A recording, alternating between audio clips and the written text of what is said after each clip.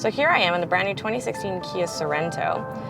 This offers 3 rows, and because it is a 3-row version, it has the V6, which means I have 290 horsepower.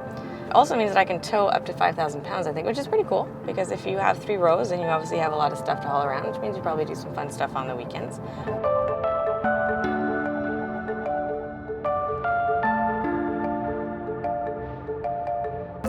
I actually really like the Sorento.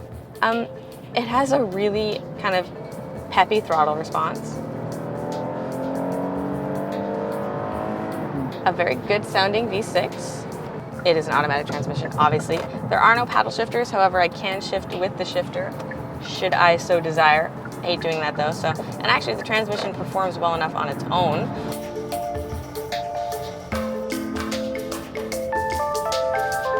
You know, you look at the front end, you look at the overall design of it, it's got those really fancy new front lights, the new grille looks great. It's a good looking SUV. Because this is the V6, the gas mileage hasn't been that good in it. Throughout the week, doing a lot of highway driving, a little bit of intercity stuff, I've averaged about in the 11 to 12 liter per 100 kilometer range, which isn't horrible. Again, for a vehicle this size, it has a V6. I haven't been gentle with the throttle. I'm not trying to save on gas. So I suppose then it's not horrendous. Everything's very comfortable in here. You know, it's a good size, the seats are plushy, they have a really good infotainment system. It's kind of a little bit laggy. It has a touch screen. I like the fact that with Ford, and I think even Hyundai, it'll register my nail hitting the screen, but with the Kia it doesn't. My finger has to actually touch. The buttons on here don't get in the way. You're not hitting them as you turn the wheel, and they're pretty easy to manipulate. And in here you've got a digital cluster in the middle, so your speedometer is digital, and then you can cycle through all of your info about the car.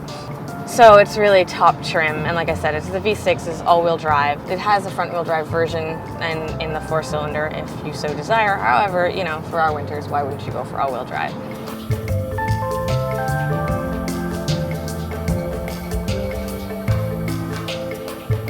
And for the price, I mean, you're getting up to the 40s with this. I think it's mid-30s for this trim. And to me, that's not a horrible price to pay for this. I mean, it is a Kia, and for some, it's not you're buying a Kia, it's low grade, whatever. But when you get inside, the materials and the level of the quality of the dash, you know, this is a bit hard here. The stitching looks nice, but it's a little bit rough. But it is actually quite comfortable and quite good quality. I mean, you've got the fake diamond quilted faux leather seats, but whatever, we'll forgive them for that. And there's so much room in here, and it has a huge moon roof, or whatever you call it. I mean, it's like you open this up, it goes all the way to the back, all the way to the 3rd row, which is quite nice. Because if you think about it, and you're in the 3rd row, you don't really have any windows back there, so you kind of feel trapped. So you feel a little bit more free, at least, than you normally would as a 3rd row passenger. I put myself in the 3rd row. I'm little, so it's not so bad for me, and I wouldn't really recommend it for anybody larger than me. It's a short stint kind of ride place. And of course, with the 3rd row up, you lose quite a bit of the trunk space, and the trunk is very spacious without the 3rd row, obviously, as this is. You know, overall, I test drove this. I did the launch a couple of months ago. You guys can read my review online. I liked it then. It performed well. I had wished it felt a little bit smoother on the winter roads. The all-wheel drive performed the way that it should have, and it offered up exactly the ride that Kia had said it would.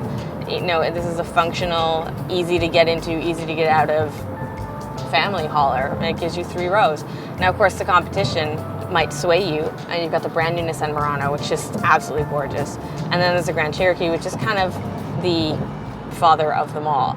Kia did a really good job with the redesign on the exterior. You know, it doesn't look like a boring 3-rower anymore. It actually has a bit of life and character, and I think that's really going to help them in the long run.